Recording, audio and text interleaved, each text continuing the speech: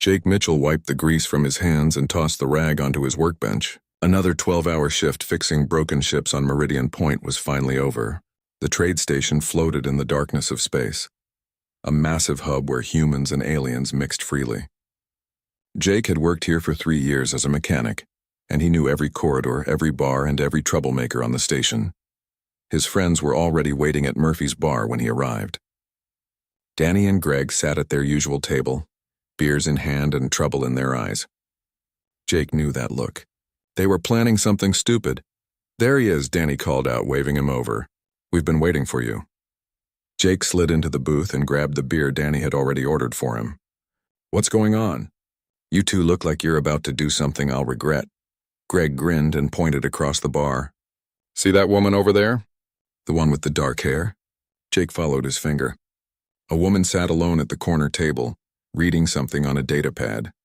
She had long black hair that fell past her shoulders and pale skin that seemed to glow in the dim bar lights. She wore a leather jacket over a dark shirt, and even from across the room, Jake could tell she was beautiful. But there was something else about her, something that made the other patrons give her table a wide berth. "That's Lydia Cross," Danny said, lowering his voice. "She's Sanguris." Jake nearly choked on his beer. The Sanguris were one of the most feared species in the galaxy. They looked almost human, but they were faster, stronger, and they drank blood to survive. Most species called them space vampires, though never to their faces. The Sanguris had a reputation for being deadly warriors and fiercely territorial. "So what?" Jake said, trying to sound casual. "Lots of aliens come through here." "So," Greg said, leaning forward, "we've got a bet for you. 5,000 credits if you can get her to go on a date with you." Jake laughed. "You're insane." "Why would I do that?" "Because you're always talking about how brave you are," Danny said. "You say you're not afraid of anything. Well, here's your chance to prove it." "The Sanguris don't date humans," Jake said. "Everyone knows that. They think we're weak." "Exactly," Greg said. "That's why it's 5,000 credits." "Because it's impossible." Jake looked at the woman again. Lydia Cross. She hadn't looked up from her datapad once, seemingly unaware of the attention she was drawing. Or maybe she just didn't care. There was something confident about the way she sat, like she owned the place. The beer was making Jake feel bold. 5,000 credits was a lot of money. He could pay off his debts and maybe even buy his own ship. And really, what was the worst that could happen? She would say no, and he would look like an idiot in front of his friends. That happened at least once a week anyway. "You're on," Jake said, standing up. Danny and Greg exchanged surprised looks. "Wait, you're actually going to do it?" Danny asked. 5,000 credits, Jake said. "Watch and learn, boys." He crossed the bar, weaving between tables. His heart was pounding, but he kept his face calm. Confidence was everything. He had talked his way out of bar fights and angry customers. He could handle one conversation with a pretty alien. Jake stopped at her table. Up close, Lydia was even more striking. Her eyes were a deep amber color that seemed to catch the light. When she looked up at him, he felt like she was seeing right through him. "Can I help you?" she asked. Her voice was smooth and calm. "Hi, I'm Jake," he said, flashing his best smile. "I've seen you around the station a few times. I was wondering if you'd like to have dinner with me sometime." Lydia set down her datapad and studied him. Her expression didn't change, but something flickered in her amber eyes. "Amusement, maybe. You want to take me to dinner?" "Yeah," Jake said. "I know this great place on level 7. They serve food from 20 different worlds." "You know what I am," Lydia said. It wasn't a question. "Sanguris," Jake said. "Yeah, I know. And you know what that means?" "That you're probably way out of my league?" Jake tried to joke. "But I figured I'd shoot my shot anyway." Lydia smiled, and Jake saw the hint of sharp fangs. "Do you know anything about Sanguris culture?" "Not much," Jake admitted. "But I'd like to learn." She studied him for another long moment, and Jake fought the urge to fidget. There was something intense about her gaze, like she was weighing his soul. Finally, she picked up her datapad and typed something into it. A moment later, Jake's communicator buzzed. "Tomorrow night," Lydia said. "Level 7, 8 o'clock. Don't be late." Jake stared at her, stunned. "Wait, really? You're saying yes?" "I find human audacity refreshing," Lydia said. "And it's been a long time since someone surprised me. Consider me intrigued." "That's great," Jake said, his mind racing. "I'll see you tomorrow, then." He walked back to his table in a daze. Danny and Greg were staring at him with their mouths open. What happened? Danny demanded. She said yes, Jake said, still not quite believing it himself. No way, Greg said. You're lying. Jake showed them the message on his communicator. Tomorrow night, 8 o'clock. The celebration that followed involved several more beers and a lot of backslapping. Jake's friends couldn't believe he had actually pulled it off. Neither could Jake, if he was being honest. But as the alcohol wore off later that night, lying in his small apartment, a seed of worry started to grow in his mind. He pulled up information about the Sanguris on his data pad. Most of it was common knowledge. They were a warrior culture that valued strength and honor above all else. They formed tight family bonds and were fiercely loyal to their own kind. They needed to drink blood to survive, though most of them used synthetic substitutes when living among other species. But one piece of information made Jake's stomach drop. The Sanguris didn't date casually. When they chose a partner, they chose them for life. They formed something called a bond, a psychic connection that tied two people together forever. The article said that bonded Sanguris pairs could sense each other's emotions and even share thoughts. Jake closed the data pad. Surely Lydia knew he was just a human who asked her out on a dare. This was just dinner. One meal, collect his 5,000 credits, and move on with his life. Nothing serious. He tried to push the worry away and go to sleep. The next day dragged by slowly. Jake found himself checking the time every few minutes. He left work early to shower and change into his cleanest clothes. At 7:30, he was standing outside the restaurant on level 7, nervously running his hand through his hair. Lydia arrived exactly at 8 o'clock. She wore a dark dress that made her pale skin seem to glow. Jake felt underdressed in his simple jacket and pants. "You made it," she said. "Of course," Jake said. "I said I would." The restaurant was busy, but they managed to get a table near the window overlooking the stars. Jake ordered something called Andromedan pasta, while Lydia ordered a drink that looked suspiciously red. He tried not to think about what might be in it. "So," Jake said, searching for conversation, "what brings you to Meridian Point?" "I'm a trader," Lydia said. "I transport goods between the core worlds and the frontier colonies. It's dangerous work, but it pays well." "That's pretty cool," Jake said.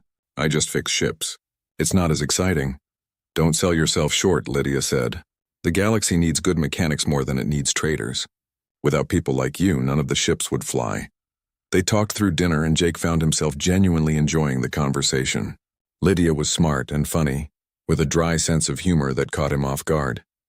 She asked him about his life, and he told her about growing up on Earth before coming to the station to find work.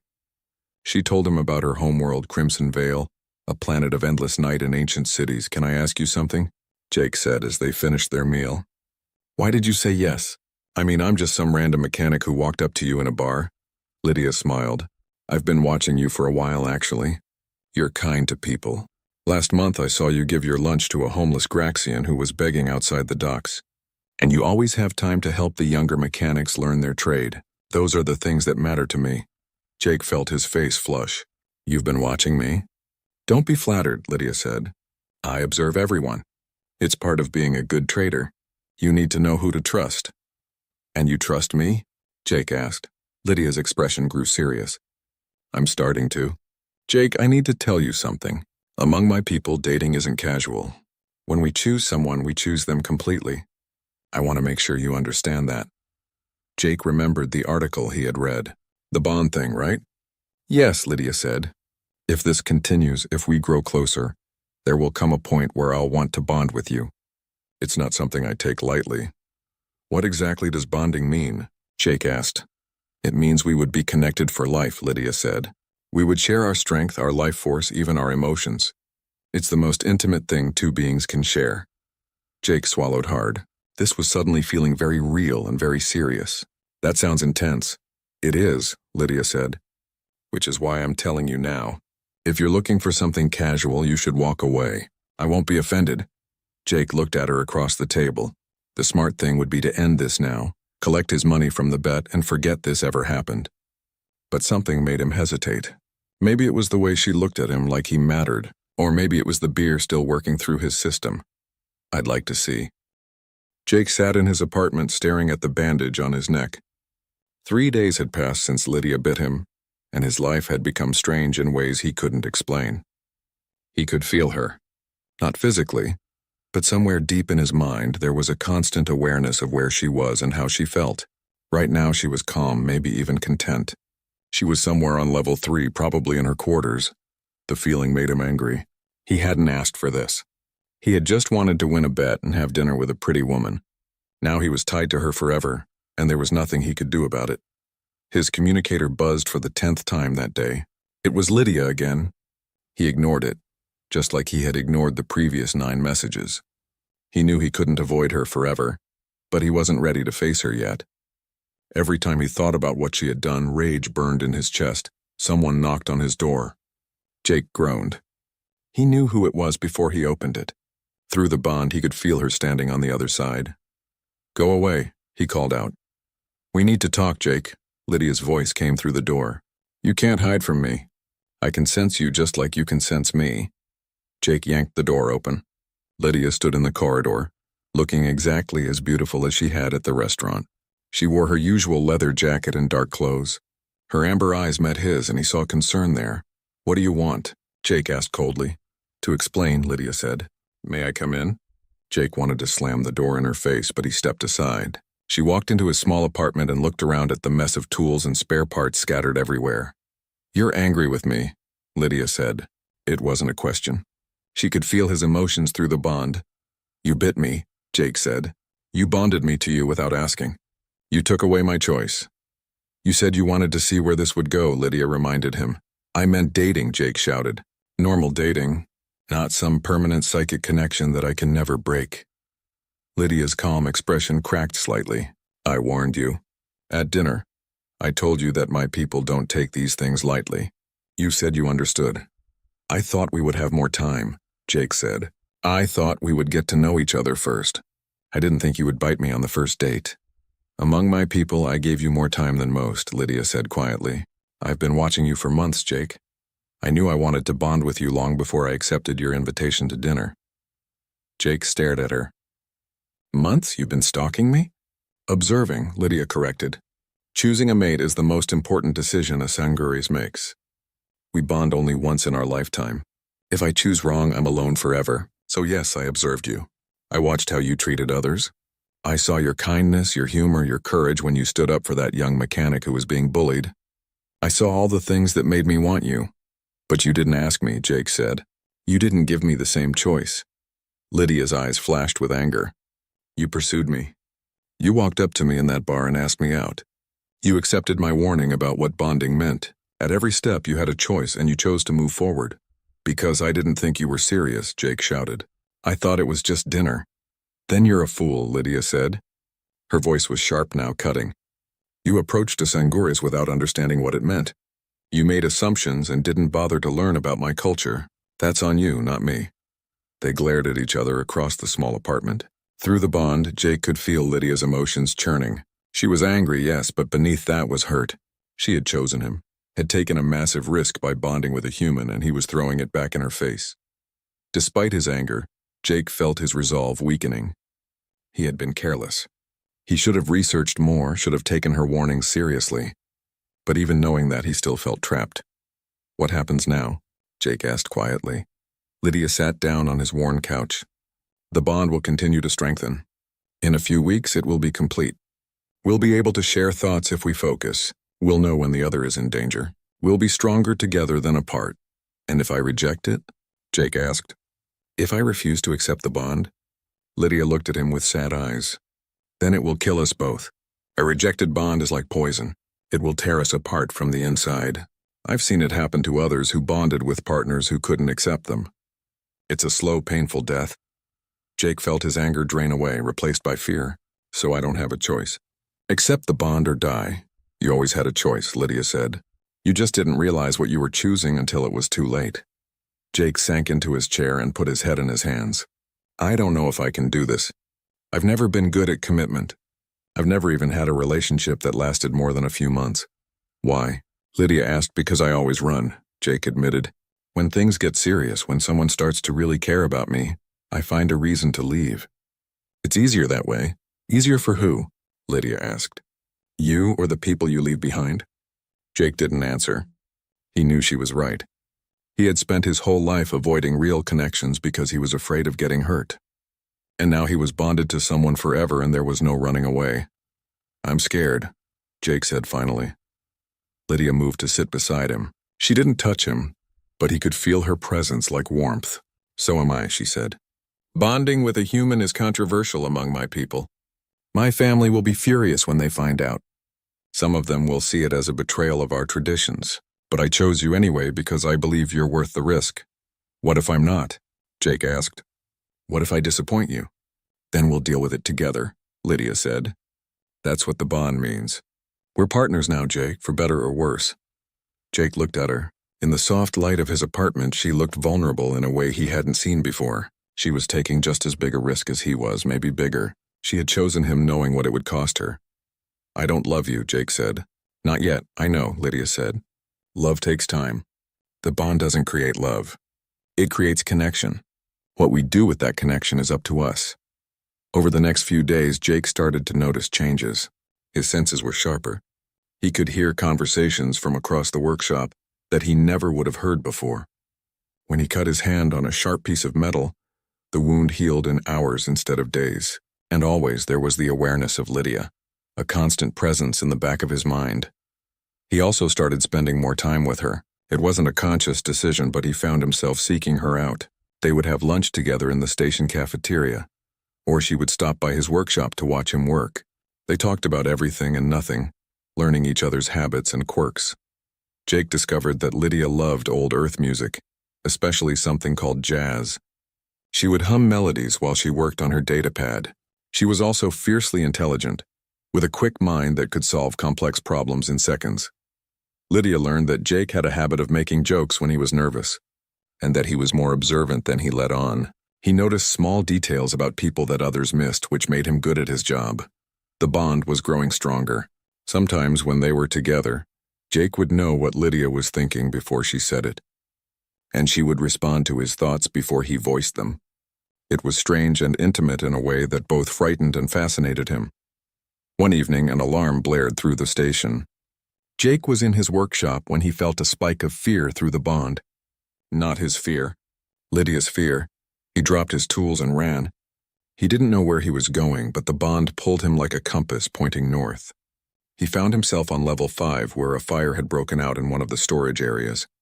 Smoke filled the corridors and people were running everywhere.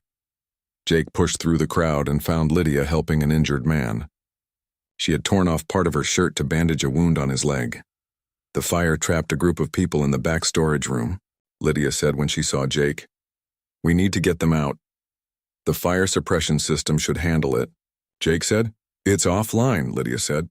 "Someone needs to go in there manually." Jake looked at the smoke pouring from the corridor. Every instinct told him to run the other way. But through the bond, he could feel Lydia's determination. She was going in with or without him. "I know the layout," Jake said. "I've worked on the ventilation systems down here. If we go through the maintenance tunnel, we can reach them from the side." They moved together, and Jake was surprised by how naturally they coordinated. He would point and Lydia would move. She would gesture and he would understand. It was like they were connected by invisible strings, each movement flowing into the next. They reached the trapped group through the maintenance tunnel. There were 6 people, including 2 children. The smoke was thick and the heat was intense. Jake led them back through the tunnel while Lydia carried one of the children.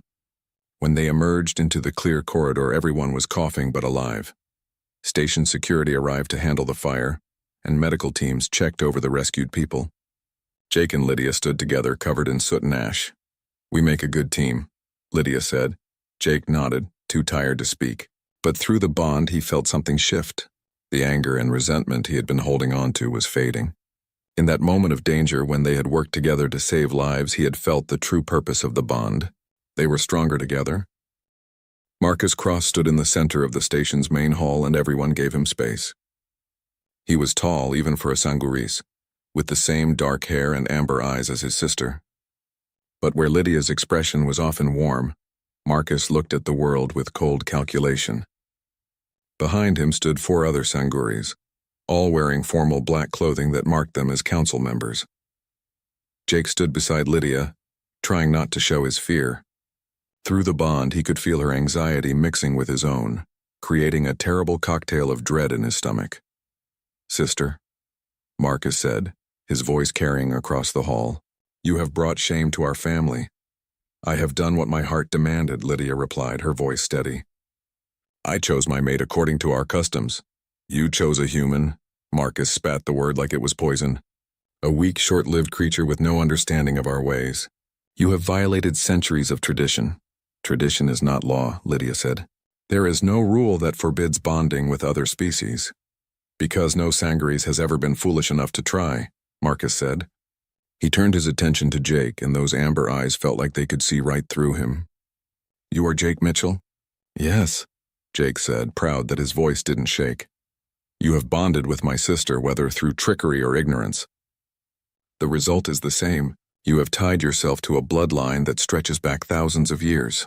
You have claimed a place among the Sangaris people without earning it." "I didn't mean to cause any problems," Jake said. "I care about Lydia." "Care," Marcus repeated as if the word disgusted him. "The bond is not about care. It is about strength, honor, and worthiness. You possess none of these things." One of the other council members stepped forward. She was older, with silver streaks in her dark hair. "However," she said, "the bond has been formed. To break it now would likely kill them both. We are not murderers." "Which is why we offer the trials," Marcus said. "Jake Mitchell, you will undergo 3 tests. The first will measure your strength. The second will measure your cunning. The third will measure your loyalty. If you pass all 3, we will acknowledge the bond. If you fail even one, we will sever it and accept the consequences." "You mean you'll kill us?" Jake said. "If necessary," Marcus said coldly. "Lydia knew the risks when she chose you. If you are not worthy, then her judgment is flawed, and the bloodline is better ended." Lydia grabbed Jake's hand. "You don't have to do this. We can run. We can leave the station and disappear." "They would hunt us," Jake said. He didn't know how he knew that, but through the bond he could sense the truth of it. The Sangaris would never stop looking for them. "It's okay. I'll do the trials." Marcus smiled, but there was no warmth in it. "Brave words. We shall see if you can back them up. The first trial begins in 1 hour. Prepare yourself." The Sangaris delegation left, and Jake found himself surrounded by curious onlookers. Word of the trials had already spread through the station. Danny and Greg pushed through the crowd. "Jake, what's going on?" Danny asked. "We heard that Lydia's family wants to kill you." "They want to test me," Jake said, "to see if I'm good enough for her." Greg looked at Lydia. "Is this because of the bond thing?" Lydia nodded. "My people have strict beliefs about who is worthy of bonding." "Jake must prove himself. That's insane," Danny said. "You can't let them do this." "I have to," Jake said. "If I don't, they'll kill us both anyway." The hour passed too quickly. Jake tried to prepare, but he didn't even know what the first trial would involve. Lydia stayed with him, and through the bond he drew strength from her presence.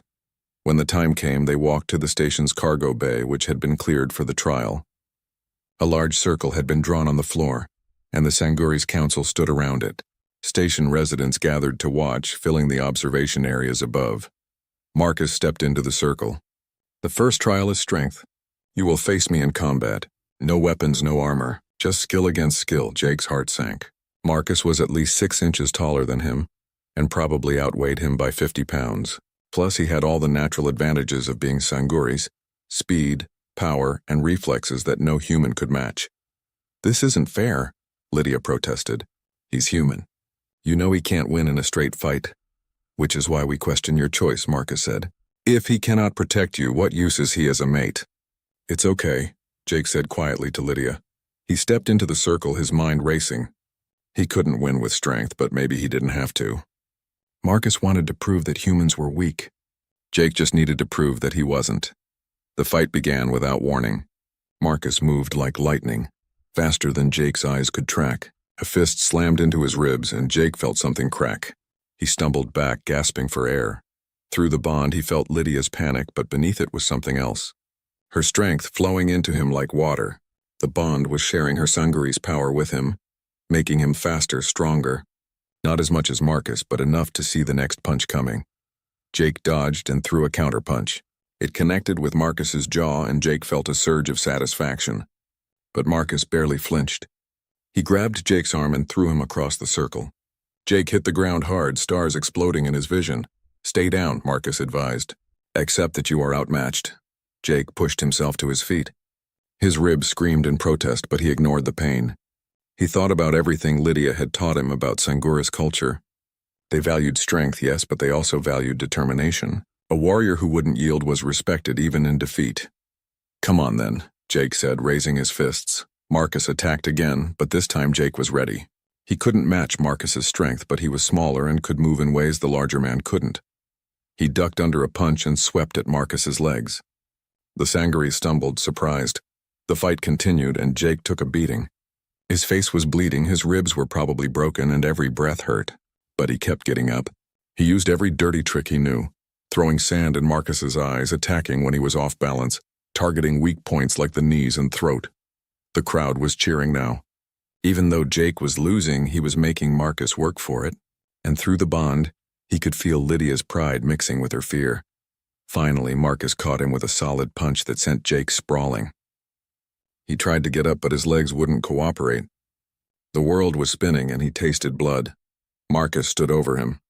Yield. No, Jake coughed. You have fought well for a human. There is no shame in admitting defeat. I won't yield, Jake said. If you want me to stop, you'll have to kill me.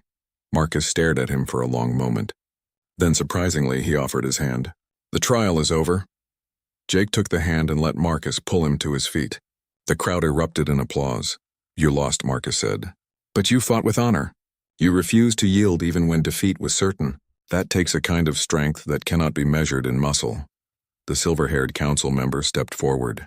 The first trial is past. You have shown strength of spirit, if not body. Jake nearly collapsed with relief. Lydia ran to him, helping to hold him up. You were incredible, she whispered. I got my ass kicked, Jake muttered. You impressed them, Lydia said. That's what matters. The medical team patched Jake up, and the bond helped him heal faster than normal. Still, he spent the next day resting and recovering.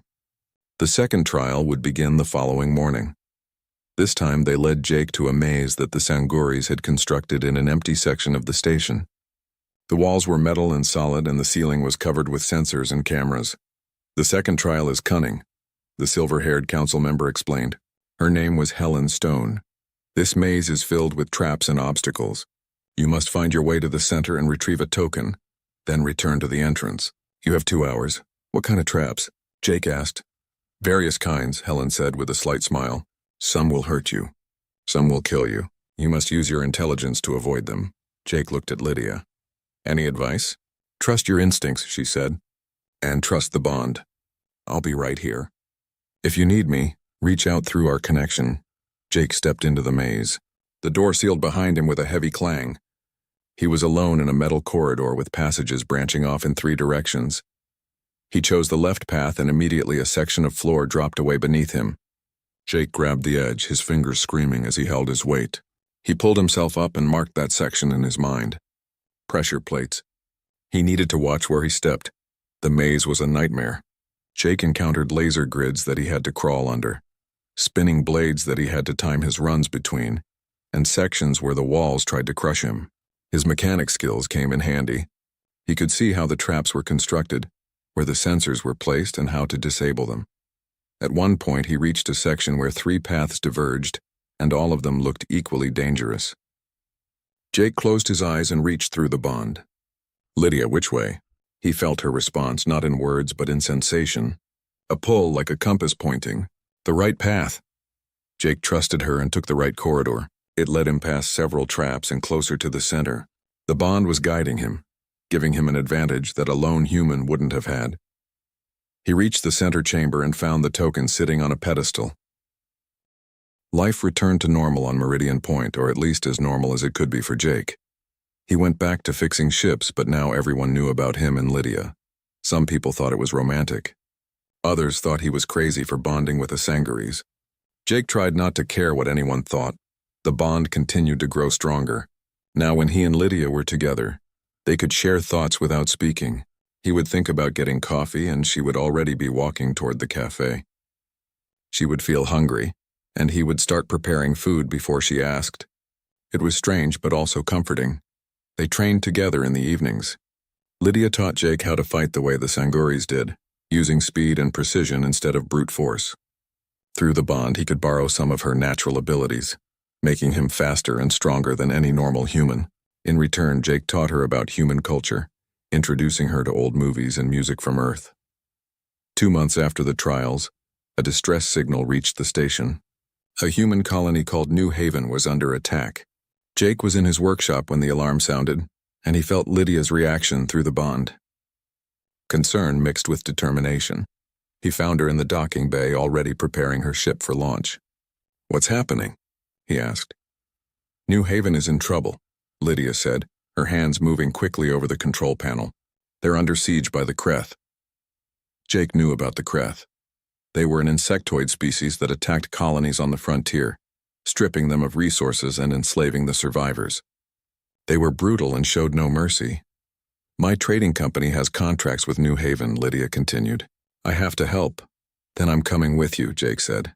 "Jake, this will be dangerous while we're bonded," Jake reminded her. "Where you go, I go. That's what you told me, remember?" Lydia smiled and kissed him quickly. "Then get your tools. We might need a mechanic." They launched within the hour, along with 3 other ships carrying supplies and volunteers. The journey to New Haven took 2 days through hyperspace. During that time, Lydia trained Jake intensively. "The Kreth are strong and numerous," she explained. "But they're not smart. They rely on overwhelming force rather than strategy. If we can hit their command structure, the rest will scatter." "How do we find their command structure?" Jake asked. "That's the hard part," Lydia admitted. "Kreth command ships hide among their fleet. We'll have to get close to identify it." When they arrived at New Haven, the situation was worse than expected. The colony was surrounded by Kreth ships, thousands of them swarming like angry insects. The colony's shields were holding, but barely. They docked at the colony's main port, and Governor Linda Hayes met them personally. She was a woman in her 50s with tired eyes and gray hair. "Thank God you came," Linda said. "We've been holding them off for 3 weeks, but our supplies are running out. Another week and we'll have to surrender." "Why are they attacking?" Lydia asked. "The Kreth usually target mining colonies, not agricultural ones." "We don't know," Linda admitted. "They showed up out of nowhere and started attacking. It doesn't make sense." Jake looked at the tactical display showing the Kreth positions. Something bothered him about the pattern. "Governor, have there been any unusual transmissions from the colony?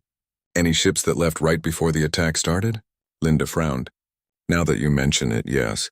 A cargo hauler left 2 days before the attack. Why?" "Because someone might have sold you out," Jake said. "The Kreth don't attack random colonies. Someone had to give them your location and defense codes." Lydia's eyes widened. "He's right. This is too coordinated to be random. There's a traitor in the colony." They spent the next day investigating, and Jake's suspicions proved correct. They found evidence that a smuggler named Carter Webb had been secretly transmitting data off-world. When they tracked him down, Carter tried to run, but Lydia was faster. She caught him in the cargo bay. "Who are you working with?" Lydia demanded, holding Carter against the wall. "I don't know what you're talking about," Carter gasped. Jake stepped forward. "We found the transmissions, Carter. We know you sold out the colony. The question is why?" Carter's eyes darted between them, and he seemed to make a decision. "Because your bond is an insult," he spat.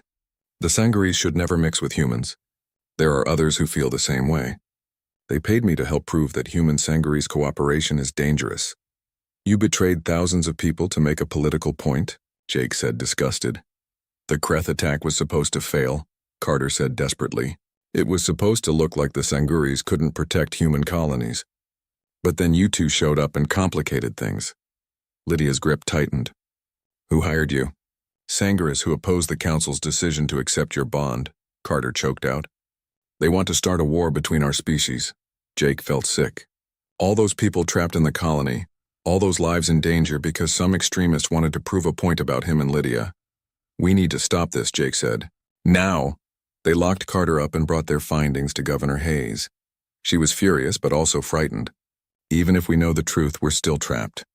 The Kreth won't just leave." "No," Lydia agreed. "But if we destroy their command ship, they'll retreat. Kreth are hive-minded. Kill the leaders and the rest lose direction." "How do we find the command ship?" Linda asked. Jake studied the tactical display again. He had an idea, but it was risky. "The colony has underground tunnels for mining, right? From the old surveying operations?" "Yes," Linda confirmed. "But they don't go very far outside the colony walls?" "They don't have to," Jake said. If we can get into the tunnels and plant explosives under where the Kreth are landing their troops, we can create a distraction. While they're dealing with that, a small team can slip through their lines and identify the command ship. That's suicide, one of Linda's advisors said. That's our only chance, Jake countered, and I volunteer to go into the tunnels. Then I'm going with you, Lydia said immediately. They spent the rest of the day preparing. Jake gathered explosives and equipment while Lydia coordinated with the colony's defenders. Through the bond, they worked in perfect synchronization, each anticipating what the other needed. That night, they descended into the tunnels. It was dark and cramped with barely enough room to move. Jake led the way, using his knowledge of machinery to navigate the old mining equipment.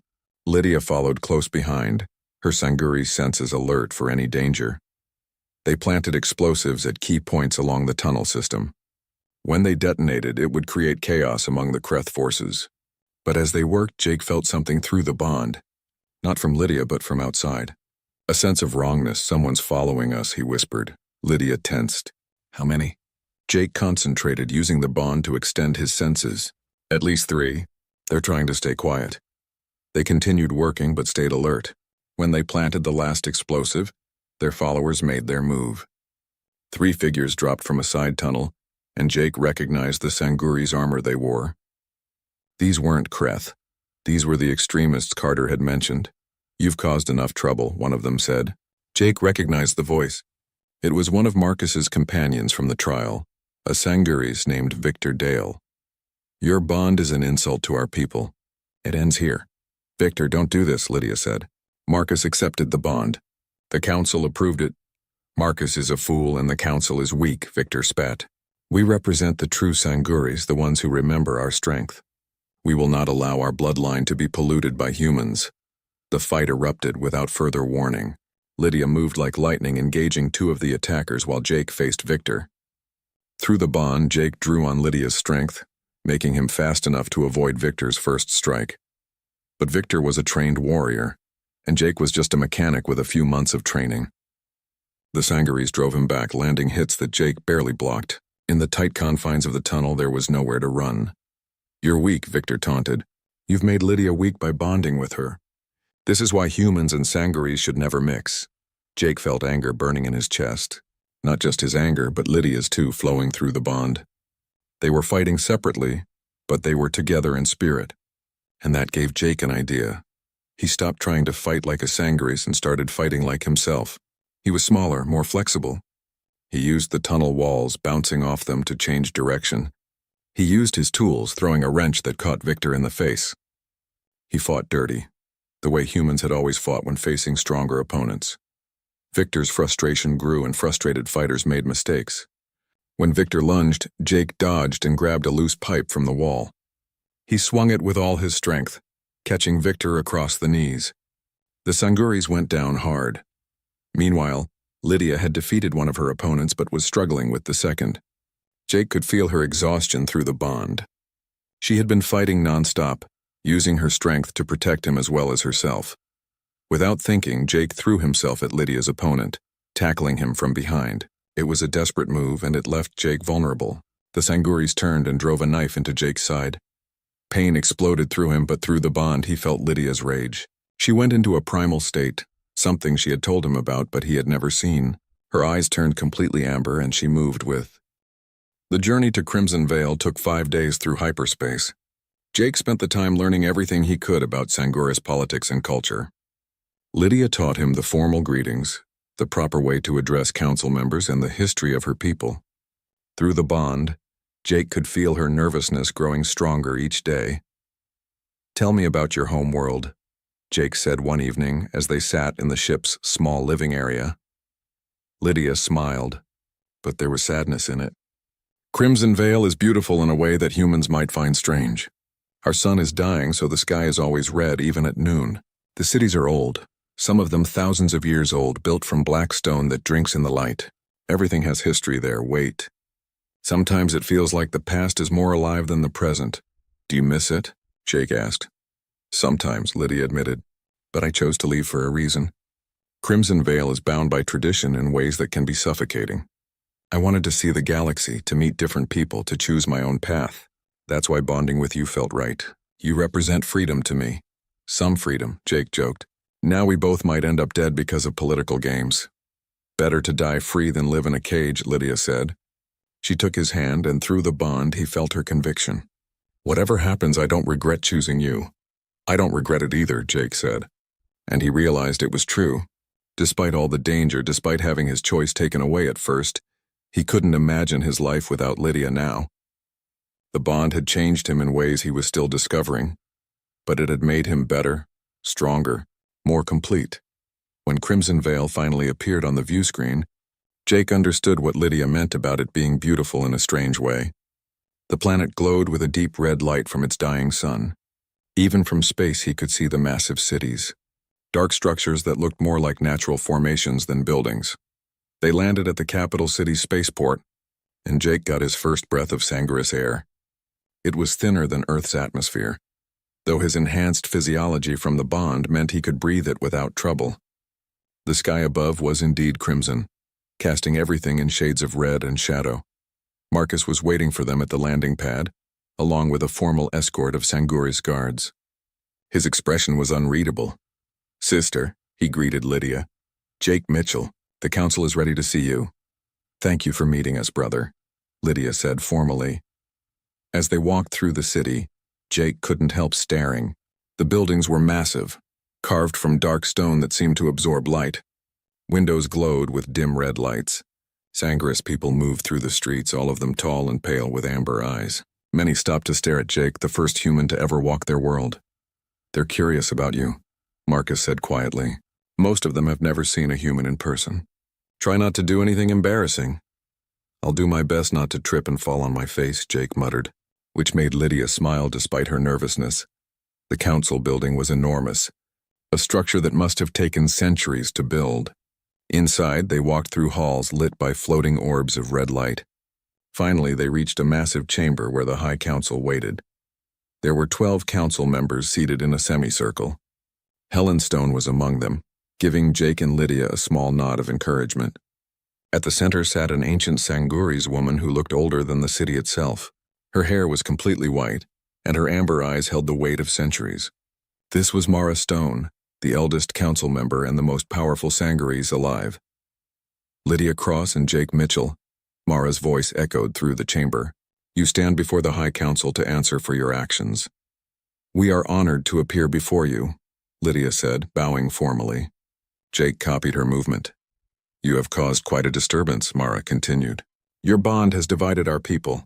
Some see it as a brave new step forward. Others see it as betrayal of everything we hold sacred. And now we learn that extremists used your bond as an excuse to attack a human colony. Thousands could have died." "With respect, Counselor," Jake spoke up. "The extremists attacked the colony because they were afraid. They were afraid that humans and Sanguris working together would prove that we're stronger united than divided. And they were right to be afraid. Because that's exactly what happened. Lydia and I saved that colony together. The bond didn't make us weak. It made us unstoppable." Murmurs rippled through the council. Several members looked displeased, but others, including Helen, looked intrigued. "You speak boldly for someone who faces judgment," another council member said. His name was Philip Cross, and he looked angry. "You have violated our traditions and brought chaos to our people." "I didn't violate anything," Jake said. "Lydia chose me. She followed her heart, which I thought was something your people valued. Or do Sanguris only value tradition more than truth?" "Careful, human," Philip warned. "You are in our world now. You survive here at our pleasure." "Then kill me," Jake said bluntly. "But know that if you do, you're proving the extremists right. You're saying that fear and hatred are stronger than courage and love. Is that really the legacy you want for your people?" The chamber fell silent. Through the bond, Jake felt Lydia's shock at his directness mixed with fierce pride. He was either about to get them both killed or he was about to change Sanguris culture forever. Mara Stone studied Jake with those ancient eyes. "You have courage, I will give you that. Tell me, Jake Mitchell, what do you know of our history?" "Only what Lydia has taught me," Jake admitted. "That the Sanguris were once a warrior people who conquered much of this sector of space. That you value strength, honor, and loyalty above all else. That your bonds are sacred because they represent the ultimate loyalty between two souls. And do you believe your bond with Lydia represents this sacred loyalty? Mara asked. I would die for her, Jake said simply. I almost did at New Haven. And she would die for me. We're not bonded because of tradition or politics or anything else. We're bonded because we chose each other, and we keep choosing each other every day. Isn't that what loyalty really means? Mara stood and the chamber fell completely silent. She walked down from her seat, moving with surprising grace for someone so old. She stopped in front of Jake and Lydia. Extend your hands, she commanded. Jake and Lydia held out their hands and Mara placed her own hands over theirs. Her skin was cold, but her grip was strong. I am going to test your bond, Mara said. I will see if it is true or false. If it is false, born only of physical attraction or convenience, the bond will break under my examination. If it is true, born of genuine connection, it will hold strong. Are you ready? Yes, Jake and Lydia said together. Mara closed her eyes and Jake felt something push against his mind. It was like a pressure, testing the bond, looking for weaknesses. He felt Mara's presence examining his memories, his feelings, everything he felt for Lydia. The pressure grew stronger, almost painful. Jake wanted to pull away, but he held firm. Through the bond, he felt Lydia doing the same. They reached for each other mentally, their thoughts intertwining, their strength flowing together. The pressure couldn't break them because they weren't separate anymore. They were one. Finally, Mara released them. She looked surprised, almost impressed. Your bond is stronger than I have seen in centuries, she said. It has been tested by danger, by doubt, by those who would destroy it. And it has not only survived, but grown stronger. This is a true bond, blessed by fate itself. She turned to address the council. I have examined them. There is no trickery here, no deception. This human and this Sanguris are truly bonded as deeply as any pair in our history. To deny this bond would be to deny our own values. But he is human, Philip protested. Weak, short-lived, inferior. Is he? Mara challenged. This human has passed trials that would break many Sangurais. He has fought our warriors and survived. He has shown cunning and loyalty. He has sacrificed himself for one of our own. What about this is inferior? He has also, Helen spoke up, helped expose a conspiracy that threatened the peace between our species. The extremists who attacked New Haven were Sangurais who rejected the Council's wisdom. If Jake and Lydia had not stopped them, we could be at war with humanity right now. The Council members talked among themselves, their voices rising in debate. Jake and Lydia stood together, waiting for judgment. Through the bond, they drew comfort from each other's presence. Finally, Mara raised her hand for silence. The Council has reached a decision, she announced. Jake Mitchell and Lydia Cross, your bond is hereby recognized as legitimate and binding. You will be the first human Sanguris bonded pair officially acknowledged by our people. Jake felt relief wash over him so strongly that his knees nearly buckled. Lydia grabbed his hand, squeezing it tight. However, Mara continued, with this recognition comes responsibility. You will serve as ambassadors between our peoples. You will help other humans and Sanguris understand that such bonds are possible. You will be a symbol of unity in a galaxy that often chooses division. We accept, Lydia said immediately. Thank you, Counselor. But their moment of triumph was short-lived. Suddenly, alarms blared through the council chamber. Guards rushed in, weapons drawn. We're under attack, one of them shouted. Extremists have breached the outer defenses. They're heading for the council chamber.